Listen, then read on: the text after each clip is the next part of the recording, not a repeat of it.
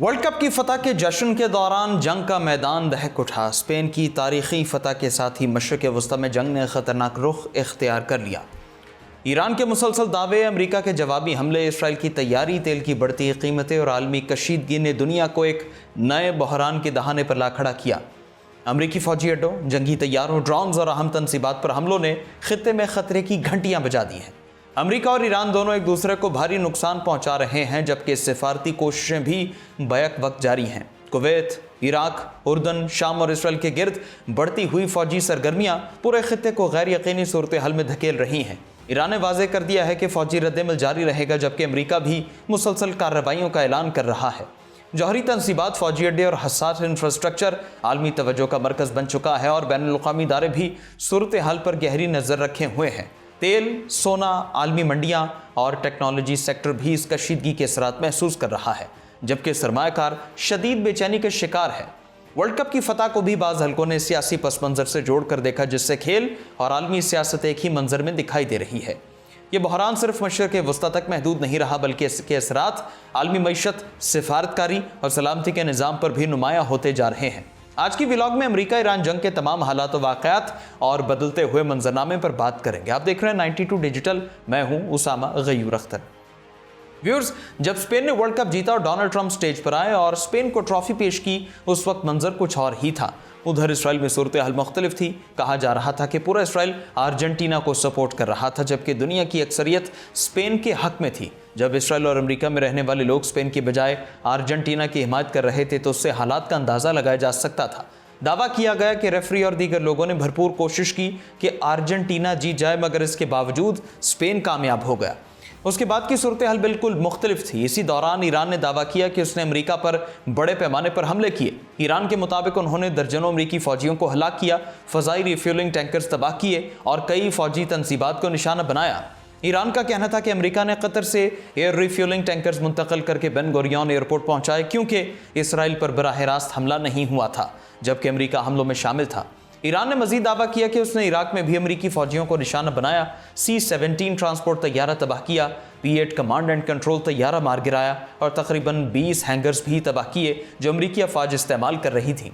उनका कहना था कि उन्हें उर्दन से इंटेलिजेंस मालूमात मिल रही थी। इसी बुनियाद पर उन्होंने मुख्तलिफ अहदाफ पर हमले किए। ये तमाम वाक़यात इस वक्त पेश है जब पूरी दुनिया की तवज्जो वर्ल्ड कप फाइनल पर थी और डोनाल्ड ट्रंप ट्रॉफी पेश कर रहे थे। ईरान ने मजीद दावा किया कि उसने अमरीकी बहरी जहाज़ और MQ-9 रीपर ड्रोन भी तबाह किया, जबकि अरबों डॉलर मालियत का तेल बरामद भी किया।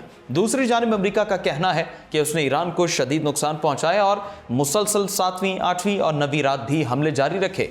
ईरान ने ऐलान किया कि अमेरिका के साथ जंग उस वक्त तक ख़त्म नहीं होगी जब तक ईरान को मैदान जंग में बरतरी हासिल ना हो जाए। उधर तेल की कीमतें कई माह की बुलंद तरीन सतह पर पहुंच गईं।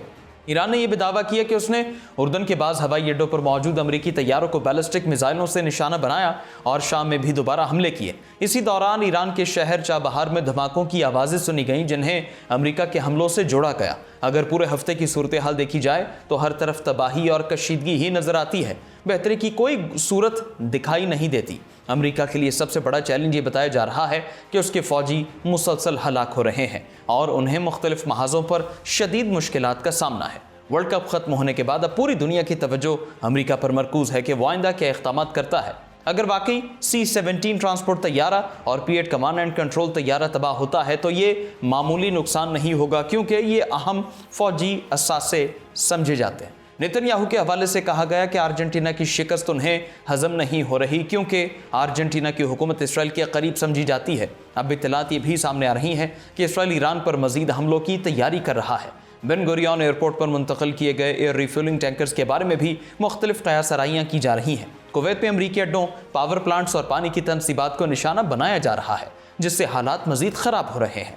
ईरान ने ऐलान किया है जो भी मुल्क अमरीका को फौजी अड्डे फ्राहम करेगा वो उसके हमलों की जद में आ सकता है। मुआशी महाज पर भी अमरीका को मुश्किलात का सामना है। इलॉन मस्क की कंपनी के हिस्से की कीमतों में कमी, मसनूई जहानत के शोबे में मंदी के खदशात और सोने की कीमतों में उतार चढ़ाव देखने में आ रहा है।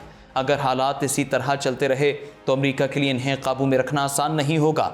यूरोप भी इस तमाम सूरत हाल पर गहरी नज़र रखे हुए है। वर्ल्ड कप में स्पेन की कामयाबी को बाज़ हलकों ने सियासी तनाजुर में भी देखा, क्योंकि स्पेन की हुकूमत गजा के मामले पर इसराइल पर तनकीद करती रही है। इसी वजह से कुछ लोगों ने इस फतह को भी सियासी रंग दिया है। ادھر ایرانی وزارت خارجہ کی ترجمان اسماعیل بقائی کا کہنا ہے کہ ایران سفارتی کوششوں کے ساتھ ساتھ فوجی رد عمل بھی جاری رکھے گا۔ بقائی نے مزید کہا، یہ بات واضح ہے ثالث مزید کشیدگی کو روکنے کے لیے سرگرم ہے۔ اسی دوران ایران امریکہ کے جرائم کو روکنے میں کوئی کسر نہیں چھوڑے گا۔ ان کا کہنا تھا کہ جہاں ایک طرف ایران کی مسلح افواج پوری قوت کے ساتھ امریکی جارحیت کا جواب دے رہی ہیں، وہیں ملک کا سفارتی نظام بھی مکمل طور پر متحرک ہے۔ اسماعیل بقائی نے اس بات کی تصدیق کی کہ ثالثوں کے ذریعے پیش کی جانے والی تجاویز ایران کو موصول ہو چکی ہیں، تاہم ان کا کہنا تھا کہ وہ فی الوقت ان کی تفصیلات بیان کرنا مناسب نہیں سمجھتے۔ ایران کے نائب وزیر خارجہ کاظم غریب آبادی کا کہنا ہے، دارخوین میں زیر تعمیر جوہری بجلی گھر پر امریکی حملہ ایران کے پرامن انفراسٹرکچر پر ایک خطرناک حملہ ہے۔ ایکس پر جاری ایک بیان میں کاظم غریب آبادی نے خبردار کیا کہ بڑھتی ہوئی بدامنی اور عدم استحکام کے نتیجے میں پیدا ہونے والی صورتحال کی ذمہ داری مکمل طور پر امریکی حکومت پر عائد ہوتی ہے۔ ان کا کہنا تھا کہ ایران اس جارحیت کی سخت مذمت کرتا ہے اور اپنے قومی مفادات اور سلامتی کے دفاع کے لیے مناسب اقدامات کرے گا۔ گزشتہ روز بین الاقوامی جوہری توانائی ایجنسی IAEA نے اعلان کیا تھا کہ اس نے دارخوین میں زیر تعمیر جوہری بجلی گھر کی تعمیراتی سائٹ پر ہونے والے مبینہ حملے کی رپورٹس کا جائزہ لینا شروع کر دیا ہے۔ ایجنسی کی جانب سے ایکس پر جاری بیان میں کہا گیا کہ یہ تنصیب ابھی تعمیر کے ابتدائی مراحل میں ہے اور IAEA کے آخری معائنے کے وقت وہاں کوئی جوہری مواد موجود نہیں تھا۔ IAEA کا کہنا تھا کہ مبینہ حملے سے تابکاری کے کسی خطرے کا امکان نہیں۔ ادارے کے ڈائریکٹر جنرل رفائل نے تمام جوہری تنصیبات کے اطراف فوجی کارروائیوں میں تحمل کا مظاہرہ کرنے کی اپیل کو دہرایا ہے۔ ناظرین، جنگ کا یہ باب ابھی ختم نہیں ہوا، بلکہ حالات ہر گزرتے لمحے کے ساتھ مزید سنگین سے سنگین تر ہوتے جا رہے ہیں۔ امریکہ اور ایران دونوں اپنے اپنے موقف پر قائم ہے، جبکہ پوری دنیا اگلے بڑے قدم کا انتظار کر رہی ہے۔ مشرق وسطیٰ میں بڑھتی ہوئی کشیدگی عالمی معیشت، تیل کی قیمتوں، بین الاقوامی سلامتی پر گہرے اثرات مرتب کر رہی ہے۔